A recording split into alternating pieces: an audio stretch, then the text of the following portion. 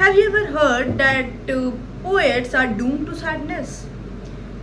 Sounds silly, right? At least did to me when I first heard this notion in 8th class. This idea didn't appeal to me as much because why someone good at writing poetry should be doomed to sadness? That quote sounded like it was their destiny, so casual. But now, over the time, my thoughts changed because I learned about literature very much since then and started writing poetry myself. But is this quote true? Or is just a bluff told by someone random? Well, let's find out.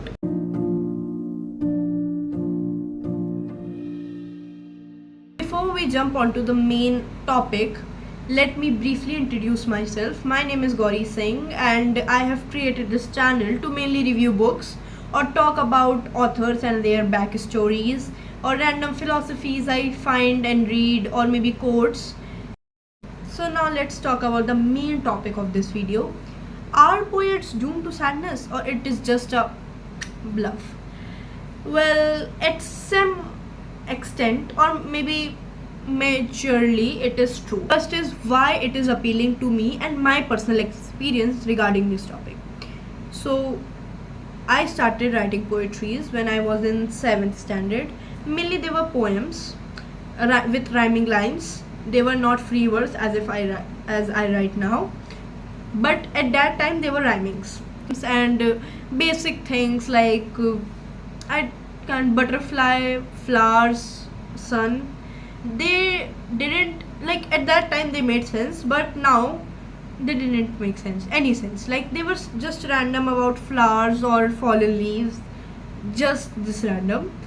But when I was like at the end of the 8th and starting of the 9th standard, now my poetry is transformed. They were now free verse, and rather than rhymings, they made sense. How they made sense? Because they were my personal life, my emotions, and my day-to-day things that happened to me. I wrote them and they turned out to be sad. Every perspective I wrote turned out to be sad. And now these weren't just rhyming lines. They were now some lines with weight, like personal grief. And I didn't felt at that time, but my classmates used to tell me that you are such a heartbroken person, shyer, and many things. But at that time I just whatever. Then this year randomly a reel popped up in my feed telling the story of Sylvia Plath and how her death reinforced the idea that poets are doomed to sadness. This idea isn't alone confined to Sylvia Plath. In our Hindi textbooks of class 10th NCRT, there is a poem called Atmakathya by Shri Jaishankar Prasad ji. In this poem, let me just tell who Jaishankar Prasad ji is. Jaishankar Prasad ji is called Chayavad ke Mahakavi, Chayavad Yug ke Mahakavi, and is one of the main pillar of Chayavad. He is celebrated after a century of his death. Nearly a century. He died in 1927 and it is 2025, so I think nearly a century after his death. So much. And at that time he wrote Atmakathya. So what is basically the main structure of Atmakathya? In this, people are pinching him. Why don't you write about it yourself? Why don't you write an autobiography? Why don't you portray yourself as a Mahan Kavi? Your work is read everywhere in this nation. Why don't you write about it yourself? So in this poem is a reply to those pinches. He says, what I longed in this entire life, what I longed for, I never got it. And what I have, I never desired for it. And that poem, upon reading, sounded depressing. It was like very depressing poem if you have ever read it. So that poem was very depressing. Upon asking my Hindi teacher, she told me that he fought depression most of his life.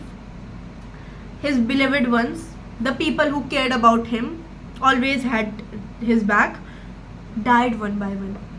In this poem, he specifically mentions his lover, who apparently died in her 20s before even they can get married or anything. Now let's look at some foreign examples. Virginia Woolf walked into the river, pocket filled with stones, because she was having maniac episodes again, and this was mentioned in her suicide note that she is having maniac episodes and she doesn't want to be burdened to her husband and her sister. We all know that every coin has two flips. हर एक सिक्के के दो पहलू होते हैं. So if we look into a positive side, so maybe Mohammed Darwish. Mohammed Darwish is Palestine's national poet and one of my favorite poets to begin with. So he faced war. Obviously he faced war, and his lover, they loved each other intensely. They loved each other very much, but the lover turned out to be an Israeli. So they are never meant to be together because they can never be together. It was being with her was like stabbing your own people, your own country. So these two ideas, like war and the loss of his love, he wrote a poem that I still remember, is I considered you my homeland, but I forgot that homeland can be taken away too. Now he didn't let this destroy him, he turned it around, but the main center of his poems were also sadness. So let's begin with the question: is it true that poets are doomed to sadness? Yes. In Urdu literature, Russian literature, Hindi literature, American literature, everywhere it is seen, every literature world is filled with poets who are doomed to sadness. But why is this idea popular that poets are doomed to sadness? First, the psychologists say that people, when they are sad, find a comfort place. It can be a pillow, it can be a dark corner of your room. For the writers, it is their pages, their words. Secondly, it is that when people need to write, they need deep focus, in which they overthink and rethink their emotions. Whatever happened to them, they rethink it, rethinking, making them sensitive. Another reason is that for the commercial writers, it is that they indulge themselves in writers to make something productive and authentic.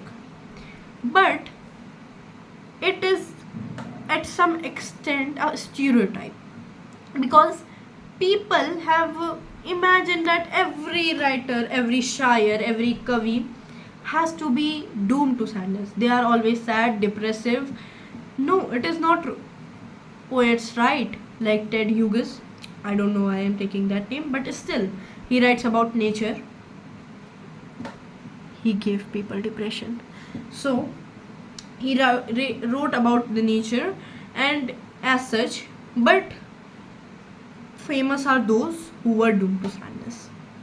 Thank you for watching. If you like this reflection, please make sure to drop a comment. Every support will mean a world to me. And like, I don't know why I'm saying it, but like, share and subscribe.